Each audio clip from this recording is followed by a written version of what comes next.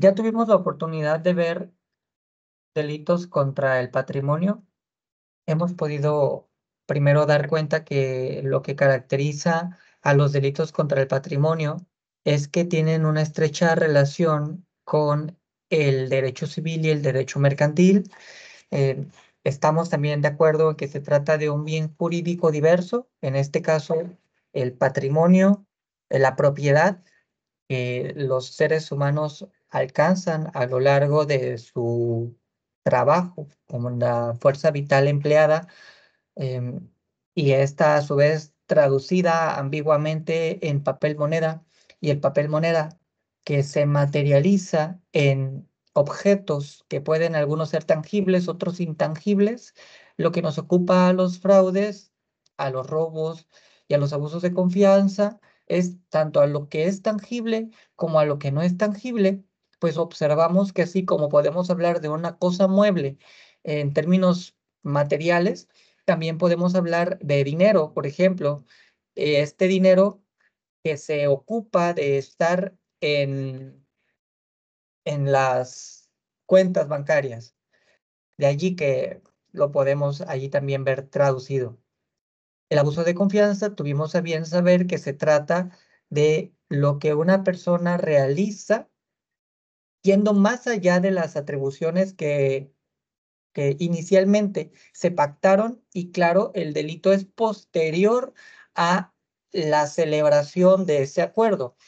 Inicialmente es el acuerdo, se obtiene la tenencia y lo que ocurre posteriormente es que se distrae la finalidad por la que se obtuvo la tenencia. ¿Qué quiere decir? Primero se requiere la tenencia, todo de forma lícita, aparentemente ordinaria, y lo que ocurre de forma posterior es que la persona abusa de ese pacto y se sirve para sí y de forma desapegada al acuerdo de aquella cosa que se le haya otorgado para ciertos fines, desde solo tener la cosa hasta fines que hayan sido, por ejemplo, un comodato con cierto cuidado, ciertos usos, con el objeto de que la persona que ostente la propiedad eventualmente pudiera hacerse de vuelta de su propiedad.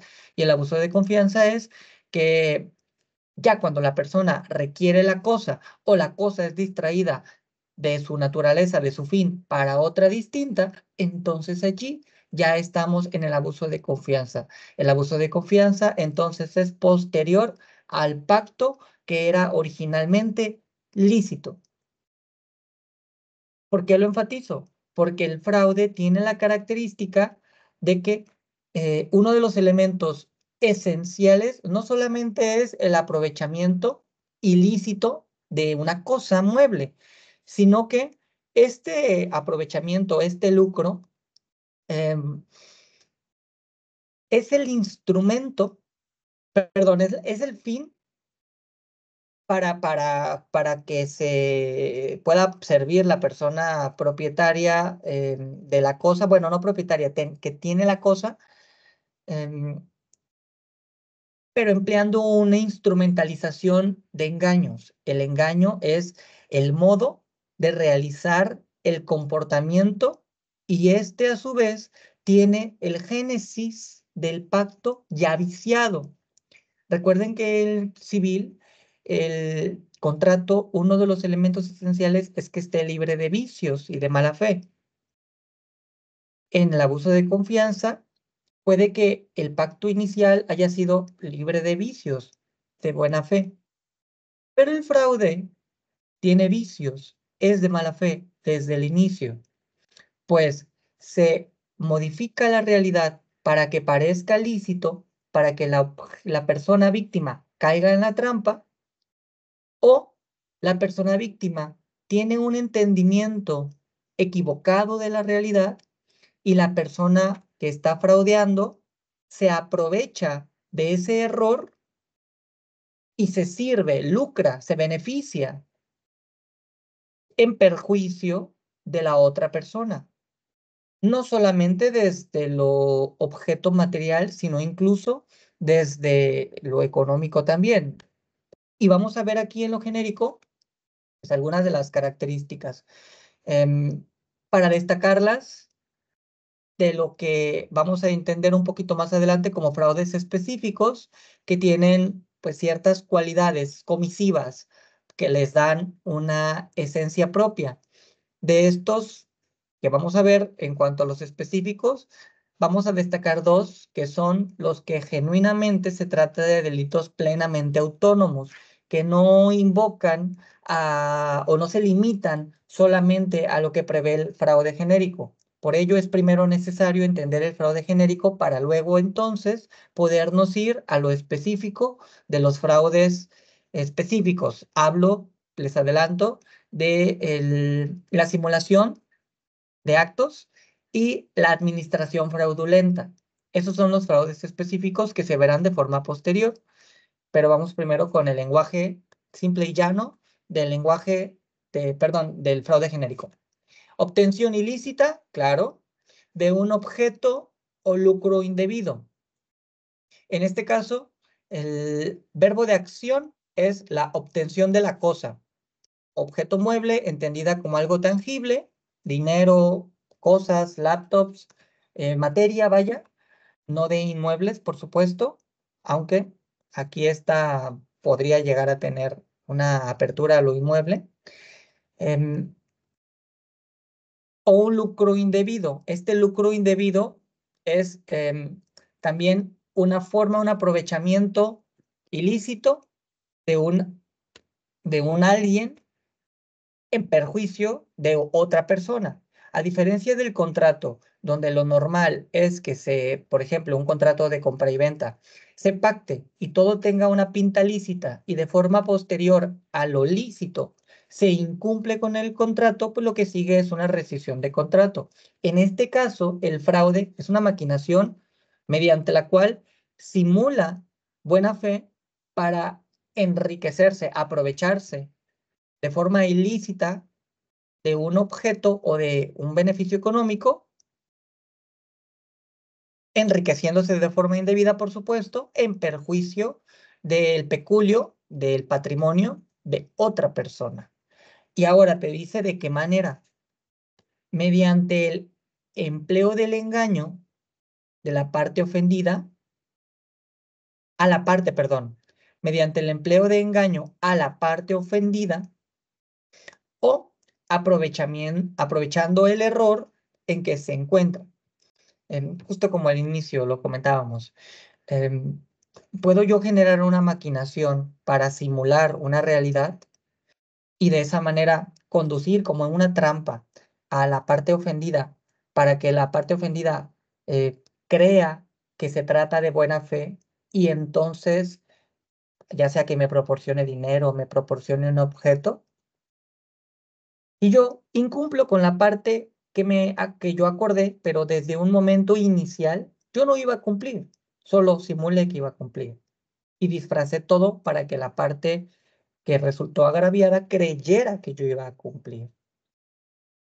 Y la otra hipótesis es, yo me doy cuenta que la persona ofendida tiene un entendimiento de la realidad distinto de lo que estamos realizando y yo no me callo. Para ponerlos, voy a poner dos ejemplos para darles dimensión. Voy a primero mencionar el empleo del engaño a la parte ofendida.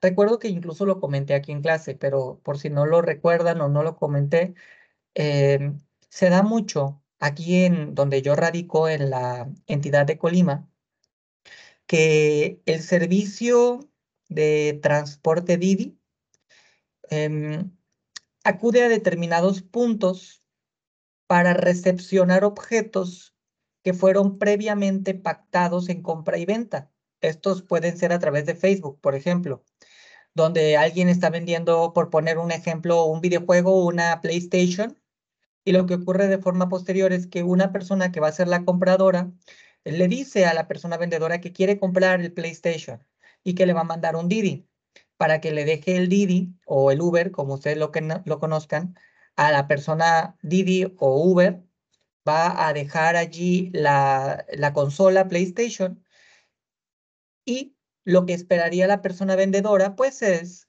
que le envíe un comprobante de transferencia de depósito para poder estar con la seguridad de que va a dejarle la consola.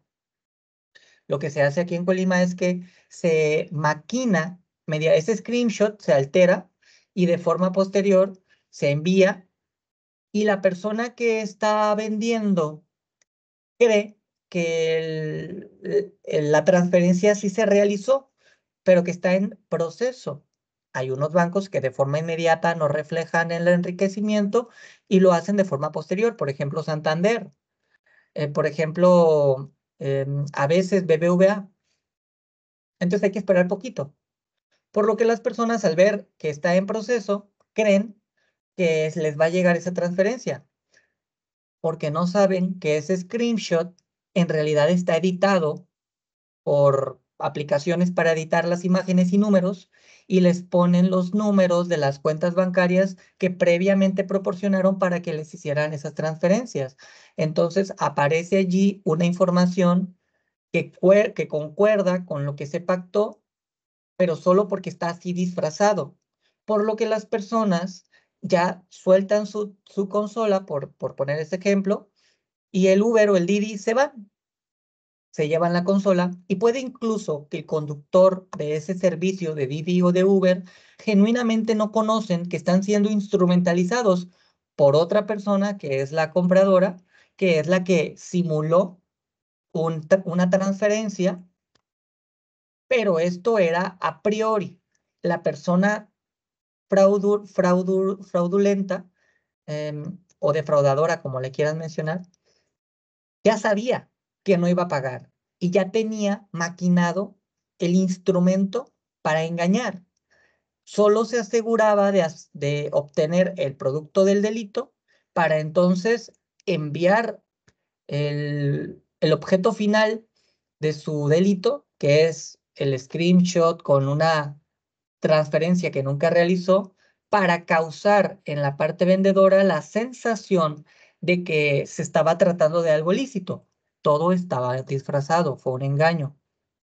Y así tenemos como resultado una persona que se empobreció en su patrimonio, ya no tiene una consola de PlayStation que valía determinado dinero, ya no la tiene en su poder, se ha visto empobrecida su capacidad económica. Y por el otro lado tenemos a una persona que de forma indebida, de forma ilegal, se benefició, se enriqueció, acrecentó su patrimonio, pues ahora cuenta con un objeto material que tiene cierta valuación económica. Entonces, aquí tenemos el ejemplo de un fraude genérico mediante el empleo del engaño. Y ahora, uno más simple para el aprovechamiento del error en que se encuentra. Pongamos una hipótesis, una persona que se encuentra discapacitada visualmente, por lo que la persona que se encuentra discapacitada visualmente va a un kiosco un Oxxo, lo que ustedes quieran, una tienda de servicio, compra un objeto y como no tiene la capacidad visual, pues al momento de realizar el pago, lo único que sabe es que tiene papel moneda, pero no conoce la nominación del papel moneda. Por lo que si una persona vendedora del producto recibe un billete superior al que la persona cree que está proporcionando, la persona que se encuentra sin la capacidad visual esperará recibir algún cambio, posiblemente, eh, pues que guarde relación con lo que cree que está depositando. Pero la persona que está recibiendo el dinero se está aprovechando de este error, de esta equivocación de la persona que se encuentra en esta situación de vulnerabilidad y le entrega un cambio inferior al de la persona que no se encuentra en condiciones de poder averiguar si está haciendo o no una, em, una recepción de cambio correcta. No lo puede saber, por lo que se queda en el error, pero hay alguien que se está sirviendo de ese error. Imaginemos una persona también que se encuentra pues sin una capacidad cognitiva y está queriendo em, vender un objeto Y otra persona más abusiva se sirve de esta situación de incapacidad cognitiva y compra el objeto, pero a un muy bajo precio, haciéndole creer a la persona vendedora que el objeto tiene un valor inferior en el comercio del que realmente sí tiene. Recuerden que una de las cosas que distingue a los contratos para su validez es que se goce de capacidad jurídica. Y esta capacidad jurídica, entre otras cosas, también es una capacidad cognitiva. Por lo tanto, desde el génesis de este contrato, ya hay vicios que se están precisamente creando, dada la naturaleza de la persona, pero vicios porque hay un comprador que se está sirviendo de ese error para poderse beneficiar en perjuicio de la persona que está vendiendo, porque no se cuenta con la capacidad cognitiva suficiente para poder dimensionar que le están haciendo una tranza, vaya, están abusando de su desconocimiento en atención a su incapacidad cognitiva. Entonces aquí nos aprovechamos del error. Tenemos estas dos hipótesis, entre otras que podríamos mencionar: una persona que se encuentra en un estado adulto, una persona que desconoce de la naturaleza del objeto que está transfiriendo, por ejemplo, en una casa de cambio para un empeño, una persona que está empeñando un objeto de la que desconoce genuinamente cuál es su valor y va a preguntar cuánto le pueden ofrecer, y como desconoce, se sirve de ese error otra persona y le inventa un precio inferior para, para comprarle o para empeñarle el objeto, pero con la intención esta a su vez de aprovecharse y lucrar producto del error de la otra persona, la persona que originalmente tenía el objeto que fue a vender o que fue a empeñar, pero que no sabía cuánto valía. Y precisamente otra persona se sirve de eso. Ahí veo que alguien está levantando la mano. Escucho. Profe, recuerdo también acá una vez, acá en California donde yo estoy, una pareja de americanos estaban ellos comiendo y le dieron un sándwich y un refresco a un indigente. Y alguien más grabó a la pareja. Lo hicieron súper viral uy, que qué pareja también, buena gente. Entonces la pareja miró el video y empezó a pedir dinero. Y empezaron a decir que iban a rentarle un departamento por un año y que le iban a estar comprando marqueta para que él saliera de las calles, el señor. La Ajá. pareja eh, le pagó hotel un mes y se quedó con todo el dinero.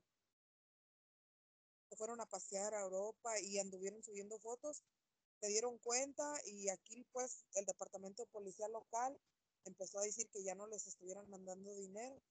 La pareja pensó que con devolver el dinero, ya ve que ahorita se puede devolver porque se manda dinero a través del teléfono, ¿verdad? Que la pareja dijo que iban a devolver todo el dinero, pero que no les pusieran cargos.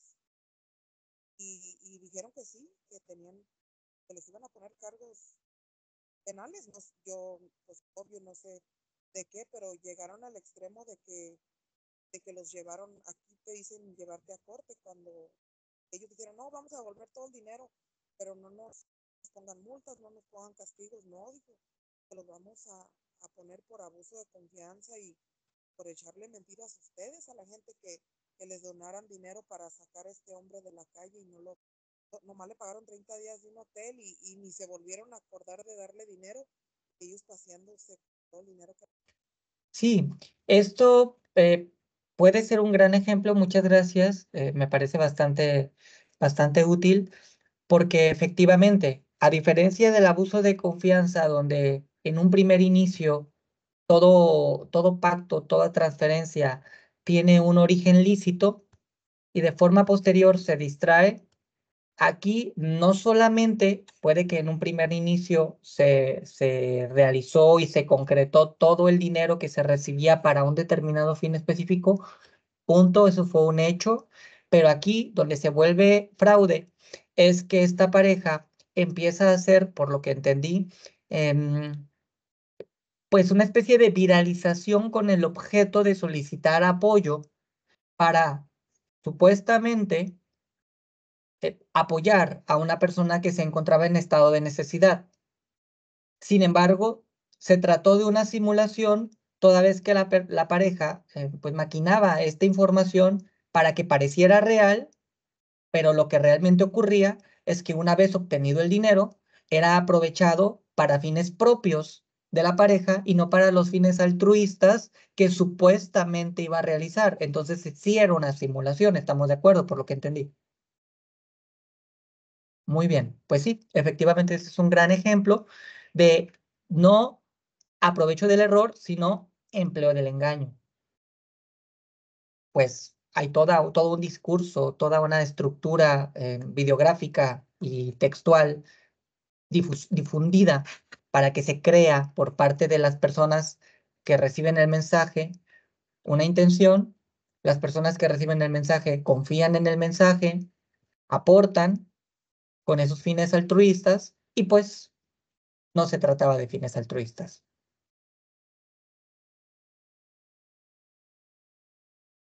En ese caso, no alcancé a leer bien. Pues mira, es susceptible de una sanción, definitivamente. Mm, podría llegar a ser hasta prisión, pero derivado de que se trata de un asunto de naturaleza económica y que no es un delito grave, pues puede ser que lo que se pueda llegar a resolver es un acuerdo reparatorio o una suspensión condicional del proceso. A todas y cada una de esas personas que, pues, en un primer momento erogaban el recurso y que incluso si nos ponemos creativos, pues ellos eran solamente un medio para llegar a un fin y quien genuinamente debía de ostentar el recurso final era la persona indigente, que era la persona que se esperaba recibiera los beneficios económicos que nunca recibió. Entonces, por un lado, tenemos una persona que podríamos llegar a, si le rascamos mucho, podríamos llegar a considerarla ofendida, que es la persona que iba a recibir un aprovechamiento que no pudo ser aprovechado, siendo que lícitamente pudo haberlo aprovechado o debió haberlo aprovechado, pero por el otro lado tenemos ofendidos, pues ellos son los titulares genuinamente de ese recurso, que disponen libre y voluntariamente de su recurso para destinarlo a una causa, creyendo en esa causa, pero pues fueron engañados, esa causa no existió. Entonces, pues los ofendidos, a mi juicio, tendrían que ser las personas que sí que aportan el recurso, porque incluso son las personas que pueden demostrar el hecho, pues transfirieron recursos y eso queda registrado en los movimientos bancarios a determinada persona. Estos que mintieron, pues ellos tuvieron que haber aportado alguna cuenta. Aparte hay vídeos que les vinculan con esa cuenta, hay screenshots de notas de redes sociales. Entonces sí hay elementos probatorios definitivamente, mm, y sí hay personas ofendidas, por lo que sí es posible iniciar un procedimiento judicial en materia penal.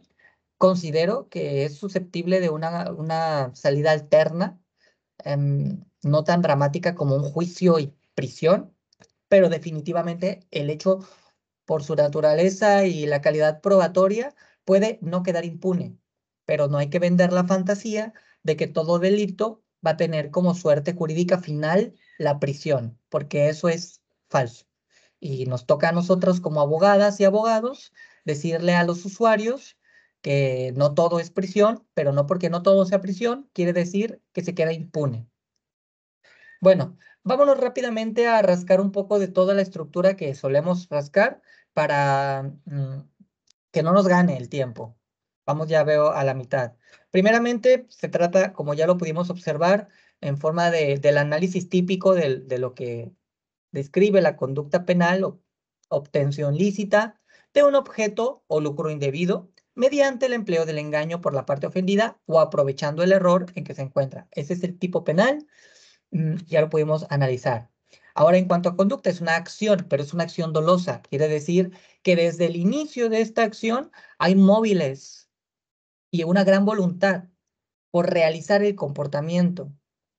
Veremos esto, cómo tiene repercusiones inmediatas en los elementos negativos del delito.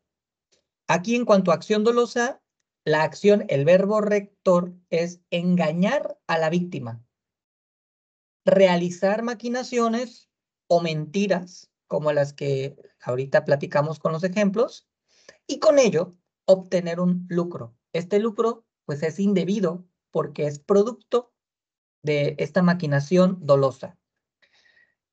¿En qué consiste la comisión por omisión?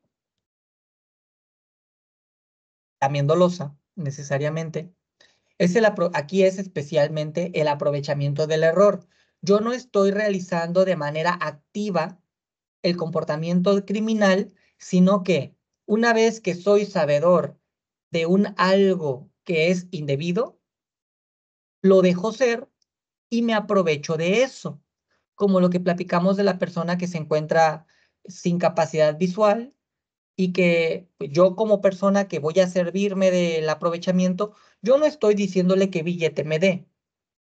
Simplemente yo estoy observando que la persona me está dando algo por confusión, yo decido callarme y me sirvo de mi silencio, y en vez de decirle al señor, no, señor, me está dando un billete equivocado, eso sería proactivo. No, soy omiso, soy pasivo.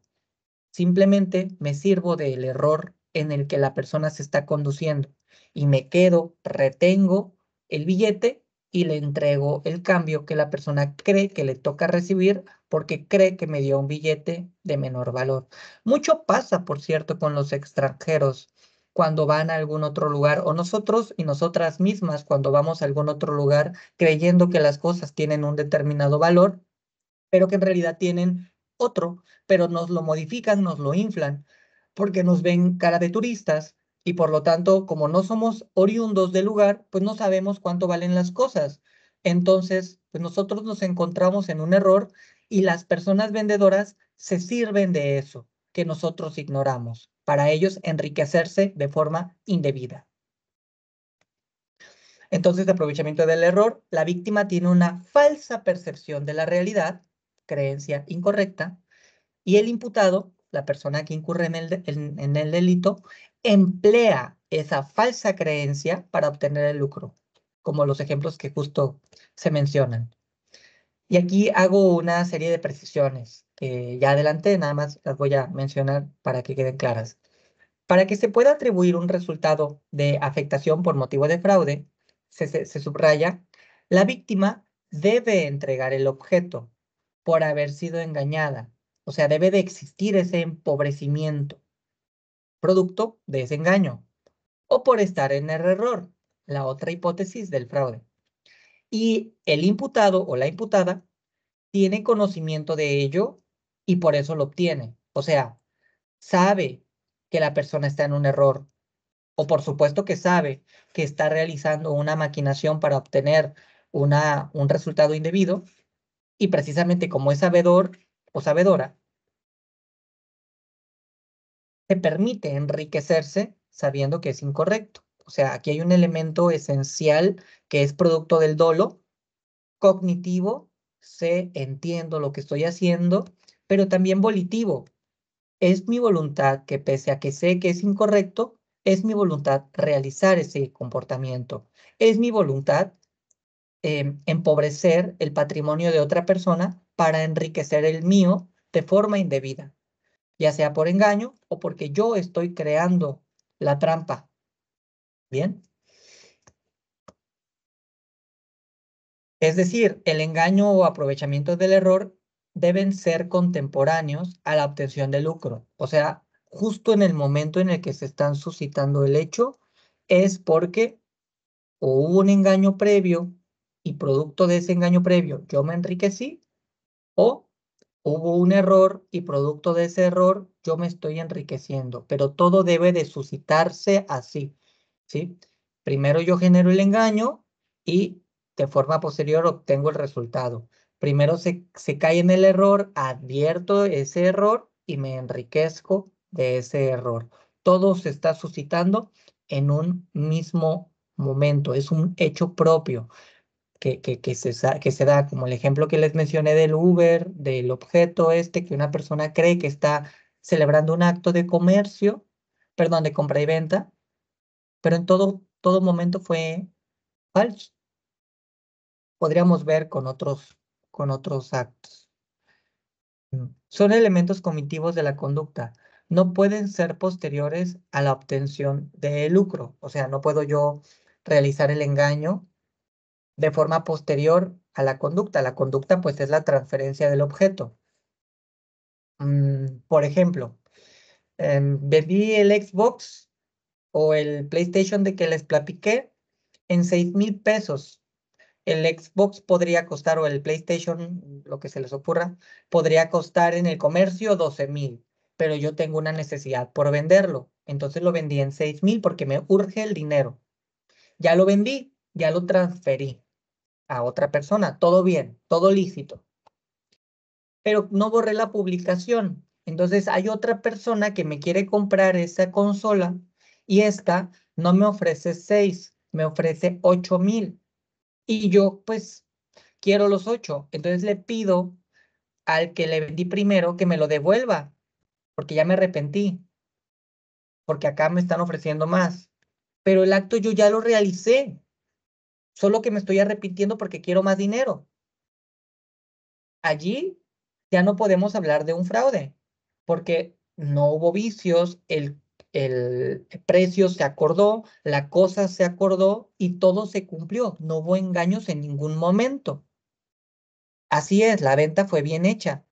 Simplemente que de forma posterior, exactamente, solo la avaricia, simplemente que de forma posterior, pues yo quiero más dinero, como bien lo mencionas, Fátima, y luego yo me voy a decir, no, es que me fraudió porque es que esto en el comercio vale 12,000 y pues él solo me dio 6. Sí, sí, vale más, pero pues las personas somos libres y acuérdense del principio latinismo, pacta sunt servanda, las partes se obligan hasta donde las partes quieren. Aquí había capacidad cognitiva por ambas personas, había, en esta hipótesis, capacidad jurídica para celebrar este acto de compra y venta y todo fue lícito. Por lo tanto, la persona vendedora no puede ahora dolerse de un fraude, pues no hubo engaño. Y este aprovechamiento de su necesidad, pues en realidad no es susceptible de reproche. Por lo tanto, es un evento que ocurre de forma posterior, pero que no es jurídica y penalmente relevante. ¿Me doy a entender? Bueno, vámonos entonces al siguiente hipótesis. El engaño o el aprovechamiento del error puede ser con un tercero que tenga el patrimonio de la víctima. Esto es el fraude en triángulo. Hay un ejemplo que aquí les pongo, aparte del otro ejemplo que les platiqué de lo del Didi y el Uber. Em, en el triángulo que les puse del Didi o del Uber, es que el Didi es un servicio que no sé si ustedes allá hay, por eso menciono como Uber. Mm, el conductor del Uber no sabe que el vendedor, que el vendedor no va a recibir su paga y que el comprador no le va a pagar. Estoy en fraude genérico. Está en color la descripción. Estamos en la misma, entonces. Es hasta el párrafo de abajo. En el engaño o aprovechamiento del error puede ser con un tercero que tenga patrimonio de la víctima. Aquí, eh, la persona que está teniendo el patrimonio, materialmente hablando, es la persona que está transportando el objeto para eventualmente dejárselo a otra. Pero esa persona está siendo instrumentalizada, no tiene conocimiento de nada de lo que está pasando. Allí hay un triángulo. Persona vendedora, Didi o Uber que está haciendo el traslado de la cosa y persona compradora que no realizó el pago y que sabía que no iba a realizar el pago. Bien, aquí hay otro ejemplo. El imputado, o sea, la persona que va a fraudar, falsifica un cheque. acude a un banco, el cajero cree que el cheque es real, o sea, quien acude al banco, pues es la persona imputada. Acude al banco, el cajero cree que el cheque es real y le entrega dinero de la cuenta de la víctima. El empleado es un instrumento, por lo que equivale a que el imputado engañó directamente a la víctima y de ella obtuvo el lucro. Recordemos que en la autoría está la autoría directa, la autoría como compartida o coautoría y la autoría mediata. La autoría mediata es cuando yo me sirvo de otra persona, la instrumentalizo para realizar el hecho delictivo. En esta hipótesis, pues estamos ante una autoría mediata. El cajero solamente es un instrumento, él no sabe que la persona imputada está transgrediendo el patrimonio de la víctima. El cajero cree que todo es un acto jurídico normal, donde él tiene una letra de cambio y por lo tanto le entrega un producto que luego resultará producto del delito y al entregar ese producto merma la esfera jurídica y patrimonial de la persona víctima en perjuicio de la persona víctima y en beneficio, vaya, de la persona imputada que simuló a través del cheque falso. Allí estamos ante una maquinación, ante un engaño. Es la primera hipótesis del fraude porque es una acción dolosa. Yo creé ese cheque para llegar a ese resultado. ¿Bien? Ahora sí ya voy a cambiar de lámina. Incluso les puse ahí a una pobre pareja que está toda agüitada porque se dio cuenta que su patrimonio se ha visto afectado. Bueno, ausencia de conducta. ¿Bajo qué elementos se puede dar ausencia de conducta? Hay solo dos hipótesis y es de meterle mucho coco. Con los defensores está muy difícil, pero hay hipótesis. Fuerza irresistible, la fuerza condicionada. La fuerza irresistible tiene dos existencias de fuerza irresistible. Una fuerza irresistible es la condicionada y otra es la vis absoluta. No hay vis absoluta para esta hipótesis, solo está la condicionada. La vis absoluta son por desastres naturales, algo que está fuera del poder de los seres humanos. La vis condicionada es la que es producto de una fuerza externa, pero producida por el ser humano. En este caso, esa fuerza externa es mediante violencia física o violencia moral irresistible. ¿Por qué? Porque esa fuerza física o esa fuerza moral resulta ser amenaza porque me lo está imponiendo un cártel, me lo está imponiendo alguna persona con la que yo tengo algún temor reverencial. Por ejemplo, una persona dependiente, un niño o una persona anciana que la están obligando a realizar un comportamiento jurídico penal que tendría consecuencias penales, pero que tiene temor de que si no lo realiza, lo vayan a matar. Por ejemplo, este mismo tema del fraude por llamadas telefónicas, cuando les andan pidiendo sus datos bancarios, imaginemos que se trata de un cerezo donde la persona privada de la libertad está impuesta a hacer ese fraude porque si no lo hace, sus compañeros de celda lo van a matar. Esa es una vis condicionada, una fuerza condicionada. Si no lo hace, lo van a matar. Entonces, no es que tenga la voluntad y el conocimiento y quiera realizar el comportamiento penalmente relevante. No, es que si no lo hace, lo van a matar. Entonces, es una fuerza externa la que está motivando su conducta. Por eso hay ausencia de conducta. Bien, es el elemento negativo que excluye el delito. O sea, que no te va a ser reprochado el delito si se encuentra en esa hipótesis. La otra hipótesis, estado de inconsciencia, porque la persona se encontraba, por ejemplo, drogada y al momento de estar drogada realizó el comportamiento naturalmente por inducción de otra persona, porque una persona que está drogada pues no podría estructurar de forma racional sola el fraude, pero sí está siendo dirigida por otra. Otra hipótesis también en el estado de inconsciencia, pues podría ser el estado de letargo a través de la hipnosis, por ejemplo, Pero bueno, como les comentaba al inicio de la ausencia de conducta, pues el reto es para la defensa, porque demostrar esas cosas resulta bastante difícil. No me parece imposible, solo muy poco probable su demostración. Pero bueno, sabemos que en el derecho penal debemos reconocer la posibilidad y por lo tanto crear esa solución jurídico-penal dentro de lo racionalmente posible. Y sí, es racionalmente posible, poco probable, pero posible. Formas de intervención, ya lo adelanté, autoría directa o material, la persona que de forma directa está realizando el engaño o se está aprovechando de forma directa del error. Coautoría, pues de forma conjunta se genera el engaño en un equipo, se genera el engaño o en equipo ven el error y entre todas y todos se aprovechan de ese error.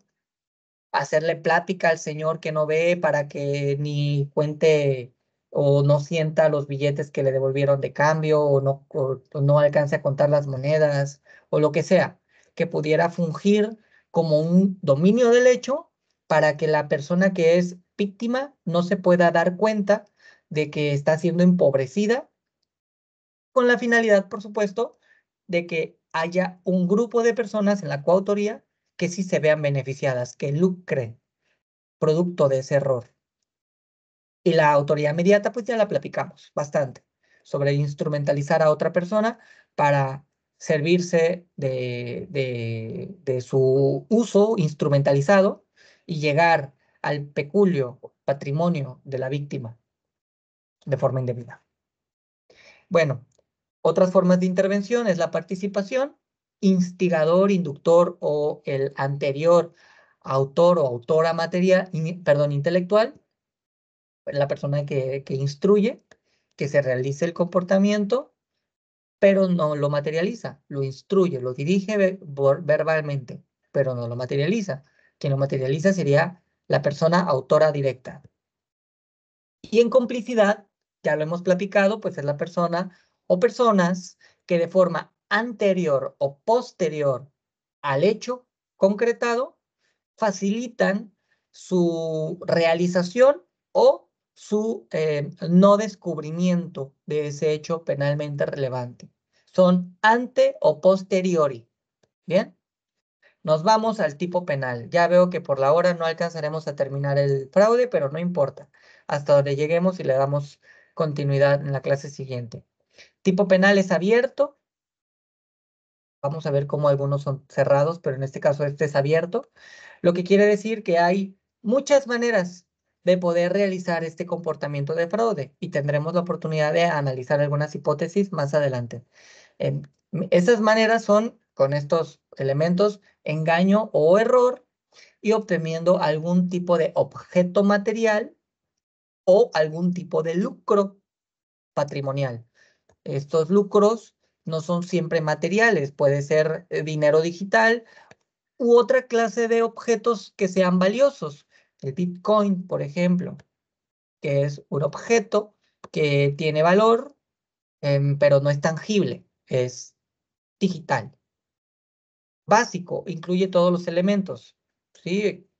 Persona, víctima, incluye verbo de acción, incluye en este caso elemento normativo, elemento objetivo y elemento subjetivo, incluye todos los elementos. El resultado es material.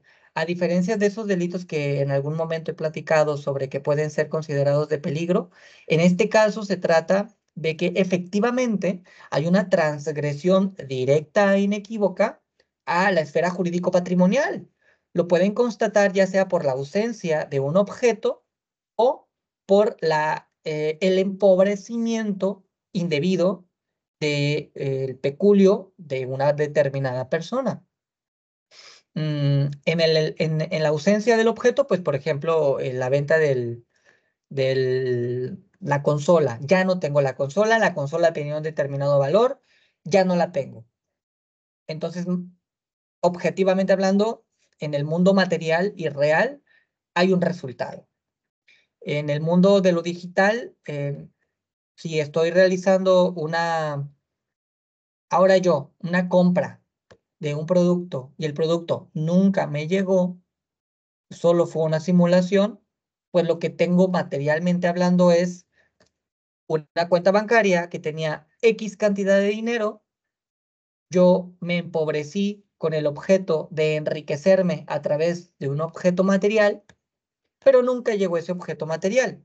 Por lo que único que sí pasó fue que me empobrecí porque ya en mi dinero digital ya no tengo lo que tenía, tengo menos, pero no tengo ese objeto material que yo compré, nunca llegó. Y siempre fue una simulación. A mí me pasó, de hecho, con una chamarra que compré que me parecía muy bonita, la vi publicada en Instagram y me gustó mucho, pagué por ella, supuestamente desde, no sé si a Malasia me la iban a mandar, nunca llegó. Y pues bueno, me costó dinero que ya no tuve y tampoco tuve el objeto material, pero un alguien o un grupo sí se quedó con un dinero que no debieron de quedarse. Y esto no es un incumplimiento de contrato, sino que se trataba de una simulación. Pareciera un negocio formal, todo era digital, era difícil constatar qué tan cierto era. Claro, hoy por hoy sabemos que hay que verificar los comentarios, las estrellitas, las calificaciones. En aquel entonces eso todavía era muy nuevo. Entonces, bueno, pues a mí me pasó, pero pues este es un ejemplo como de que también hay un empobrecimiento digitalmente hablando con una cantidad de dinero que tenías y que ahora ya no tienes. Y pues que también eso modifica tu mundo exterior porque ahora ya no puedes hacer las mismas compras que antes podías hacer, porque hay menos resultado material. Elementos objetivos del tipo penal. Voy a tratar de abordar esto y dejarlo hasta aquí porque veo por la hora que ya casi se va a acabar y pues la clase que sigue, pues nos vamos con lo que resta. Todavía resta mucha información. Ya les había adelantado y no era cosa menor.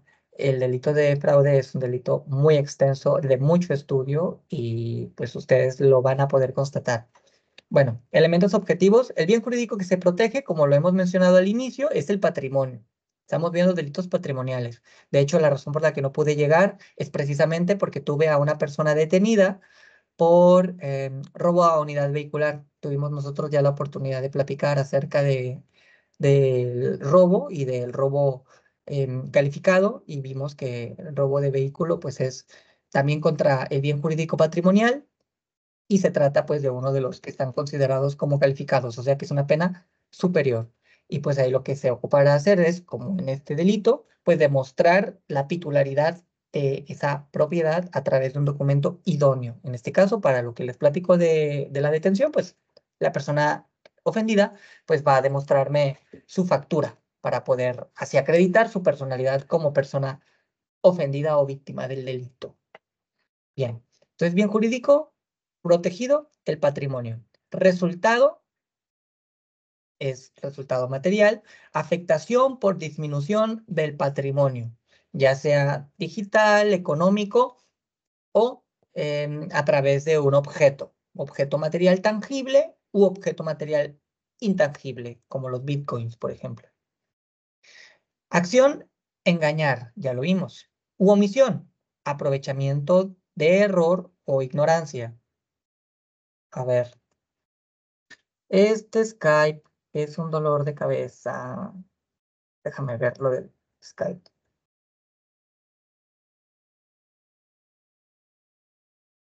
Voy a dejar de compartir. Voy a volver a compartir.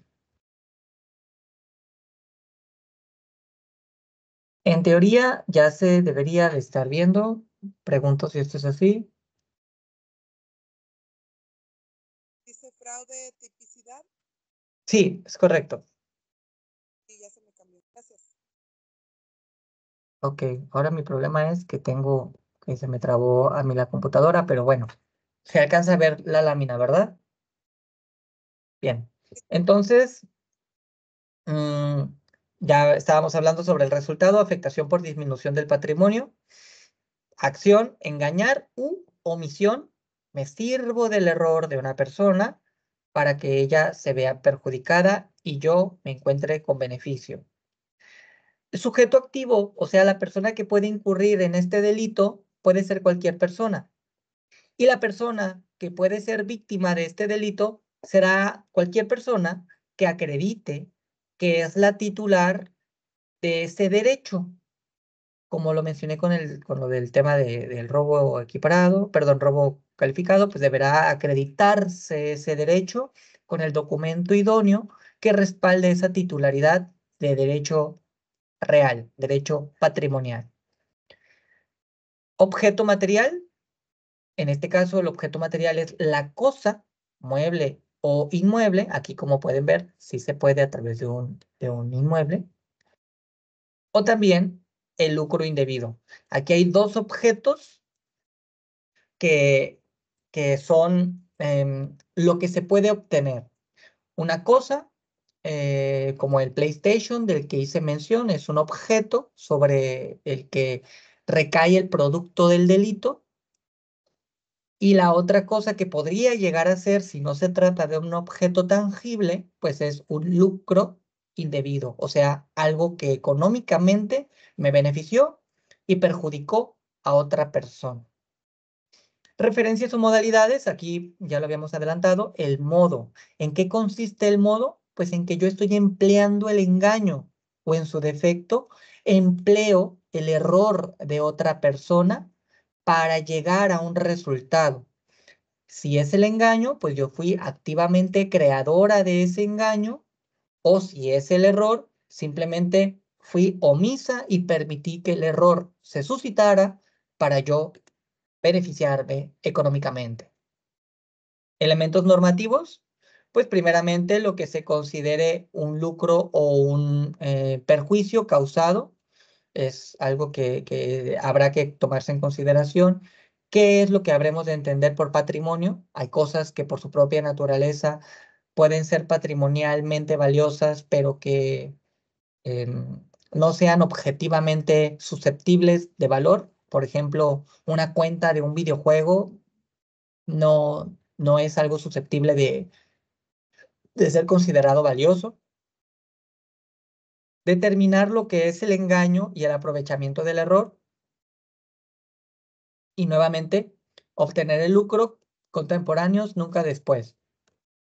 ¿En qué consistió el engaño? ¿Cuáles fueron las acciones desplegadas para que una persona creara una convicción, creara una sensación, un sentimiento de buena fe y que después resultara que fue mala fe? Como lo mencionaba, estas usanzas que hacemos de el Facebook, del screenshot, son medios que se instrumentalizan y que de forma cotidiana empleamos la sociedad, y que pues hay quienes se sirven de esos medios que son pues no muy formales para maquillarlos, alterarlos y de esa manera luego enriquecerse. Y por último, pues el elemento, bueno, penúltimo, elementos normativos del jurídico. La cosa, objeto, puede ser mueble o inmueble, lo precisa el Código Civil.